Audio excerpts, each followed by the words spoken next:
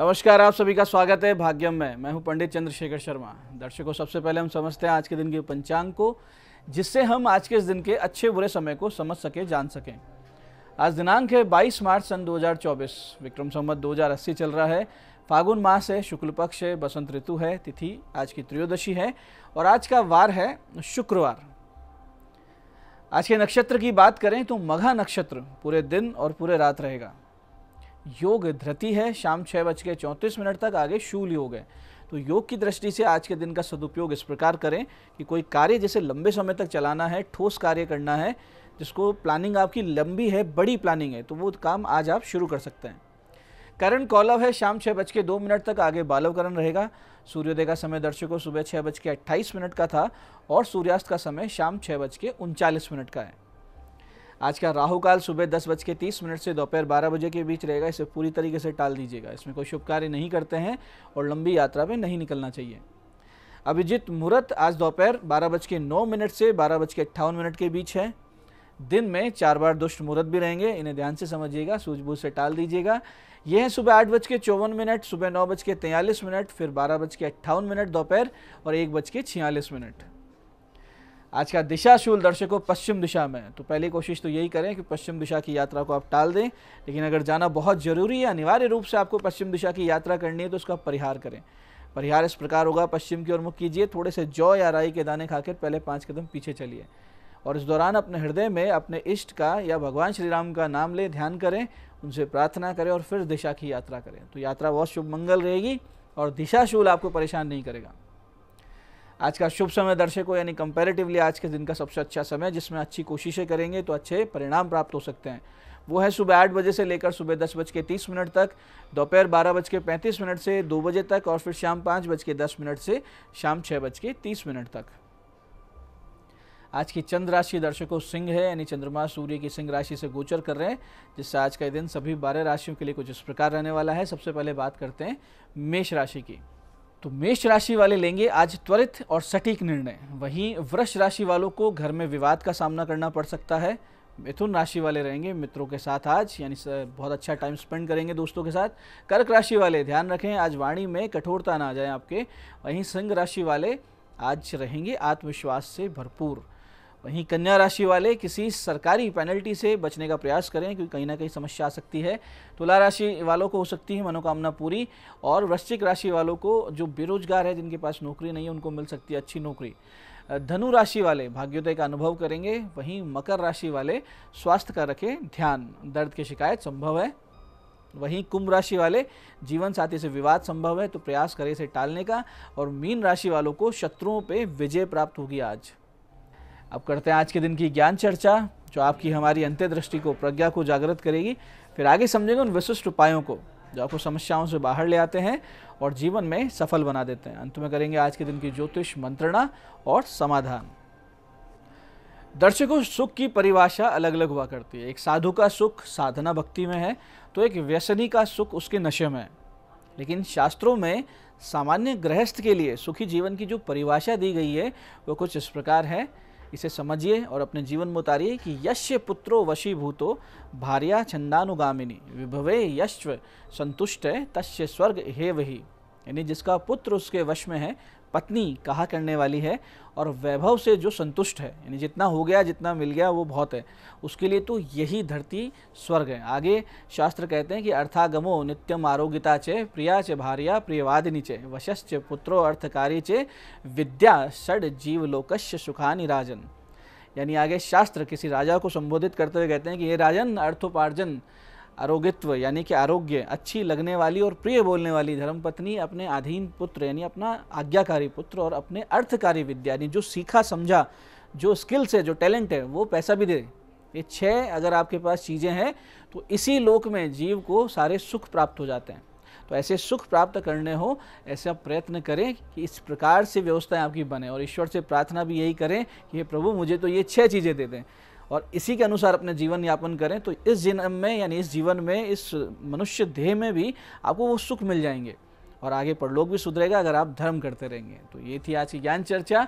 अब बात करते हैं उन विशिष्ट उपायों पर जो आपकी सभी प्रकार की समस्याओं के समाधान बहुत ही सरलता से करते हैं, जिन्हें करके असफलता को बहुत पीछे छोड़ते हुए सफलता की ओर दृढ़ता से तेज गति से आप अग्रसर होते हैं। सबसे पहले बात करते हैं उनकी जिनका जन्मदिन है। तो जिन का जन्मदिन है, आज आप लोग 5 छोटी छोटी कन्याओं को कुछ मिठाई, कुछ भेंट देकर उनका आशीर्वाद ले लीजिए। साथ ही दोपहर 12:30 पर 1.25 किलो मीठे दही से भगवान शिव जी का अभिषेक कर दीजिए और महामृत्युंजय मंत्र की 3 माला का जाप वहीं मंदिर में बैठ के कीजिए। उसके बाद शाम 5:30 से आप किसी वृद्धाश्रम में 5.25 किलो से अधिक, जितनी आपकी क्षमता हो उतने फल वितरित करवा दीजिए। तो आने वाला वर्ष बहुत ही सुंदर, योग कारक, शुभ और अनुकूल बीतेगा, इसमें कोई संदेह नहीं। ऐसे दर्शकों, जिन लोगों को भीषण आर्थिक पीड़ाओं का सामना करना पड़ रहा हो और काम धंधे में बहुत ज़्यादा अड़चनें आती रहती हो, या फिर वो लोग जो हर संभव प्रयास करने के बाद भी अपनी फाइनेंशियल स्थिति को नहीं सुधार पा रहे हैं, ऐसी किसी भी स्थिति में आप फंसे हैं तो भगवती आदिशक्ति की शरण लीजिए। इसके लिए करना ये है कि नित्य इस मंत्र की 3 माला का जाप आप शुरू करें, या कम से कम आधा घंटा जाप करें बिना गिने, और फिर दशांश आहुति यानी लगभग 31 आहुति इस मंत्र के अंत में स्वाहा लगाकर घी, खीले यानी मुरमुरे और सफ़ेद मिठाई की दे दिया करें। फिर देखें कि आपके जीवन में कैसे संकटों का नाश होता है, आर्थिक स्थिति सुधरती है और सफलता सामने से आकर आपके कदम चूमती है। जो मंत्र करना है वो ध्यान से समझिएगा। मंत्र इस प्रकार है, ओम लोक शोक विनाशिन्य नमः। ओम लोक शोक विनाशिन्य नमः। पूरे मन से कीजिएगा।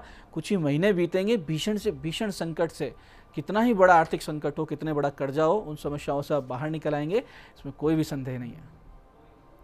ऐसे ही दर्शकों, जब अकारण ही कोई आपको परेशान कर रहा हो, आप पर केस मुकदमे किए जा रहे हों, या फिर आपको बदनाम करने की साजिशें की जा रही हो, या फिर आपको लगातार आपकी साख खराब करके आर्थिक रूप से कोई नुकसान पहुंचाने की कोशिश की जा रही हो, इस प्रकार के वैमनस्यपूर्ण कर्म कोई लगातार आपके विरुद्ध करे, वो भी तब जब आपकी कोई गलती नहीं है, आप निर्दोष हैं, तो फिर उसे उचित दंड देना चाहिए। और इसके लिए आप ले शरण हनुमान जी की। हनुमान जी न्याय को त्वरित देते हैं। तो नित्य हनुमान जी के मंदिर में गुड़, चना, धूप और एक घी का दीपक ले जाएं, दक्षिण मुख होकर बैठें, अपनी पीड़ा पूरे कातर भाव से, आर्त भाव से, समर्पण भाव से हनुमान जी के समक्ष रखें, उनसे प्रार्थना करें कि हे प्रभु, जैसे आपने सुग्रीव जी, माता सीता जी, लक्ष्मण भैया को संकटों से निकाला, वैसे मुझे भी इस महासंकट से इसी क्षण बाहर निकालिए।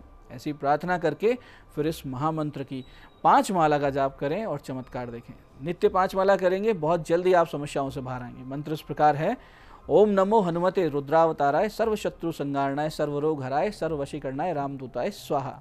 मंत्र को फिर से समझते हैं, ओम नमो हनुमते रुद्रावताराय सर्वशत्रु संगारणाय सर्वरोग हराय सर्ववशीकरणाय रामदूताय स्वाहा।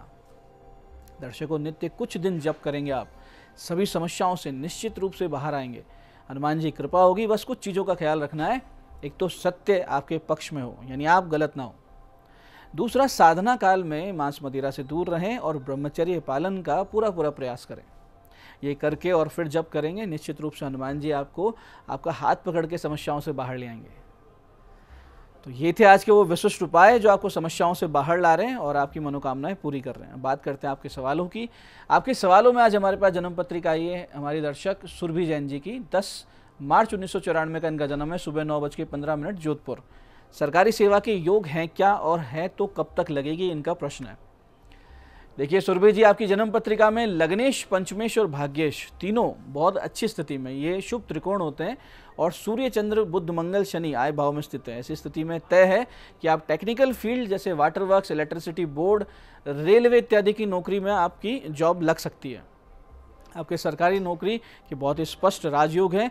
आपकी नौकरी अगस्त 2025 से मई 2026 के बीच में लग जाएगी। उत्तम फल प्राप्ति के लिए सूर्य भगवान को जल देना शुरू कर दीजिए, यानी अर्घ देना, और शिव जी पर केसर चंदन का इत्र अर्पित करना शुरू कर दीजिए।